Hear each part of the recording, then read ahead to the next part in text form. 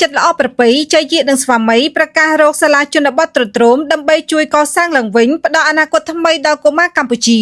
មហាជនជាច្រើនកោតសរសើរនិងរំភើបចិត្តជាខ្លាំងបន្ទាប់ពីអ្នកសប្បុរសធម៌ដ៏ល្បីឈ្មោះចៃយាដែលតែងតែចូលរួមជួយសង្គមដោយមិនគិតពីការតបស្នងបានប្រកាសគម្រោងមនុស្សធម៌ថ្មីមួយដើម្បីជួយលើកកម្ពស់វិស័យអប់រំនៅកម្ពុជា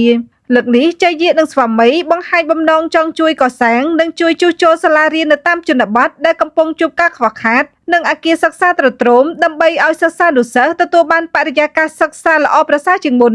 តាមរយៈការបង្ហោះសារលើបណ្ដាញសង្គមចៃយាបានសរសេរថាសាលារៀនទីជនបទដែលធ្លុះធ្លាយទ្រទ្រោមខ្វះខាតសម្ភារៈសិក្សា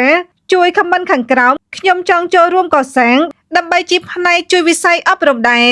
សារខ្លីមួយនេះបង្ហាញពីទឹកចិត្តដ៏ធំធេងនិងការយកចិត្តទុកដាក់ចំពោះអនាគតកុមារកម្ពុជាជាពិសេសសិស្សានុសិស្សនៅតំបន់ដាច់ស្រយាលដែលនៅតែជួបប្រទះការលំបាកក្នុងការសិក្សាទង្វើដ៏ប្រពៃនេះមិនត្រឹមតែជាការជួយកែលម្អហេដ្ឋារចនាសម្ព័ន្ធសាលារៀនប៉ុណ្ណោះទេប៉ុន្តែថែមទាំងការផ្ដល់ក្តីសង្ឃឹមនិងការបើកផ្លូវឲ្យកុមារជាច្រើនមានឱកាសទទួលបានការអប់រំកាន់តែល្អប្រសើរសម្រាប់អនាគតរបស់ពួកគេផងដែរ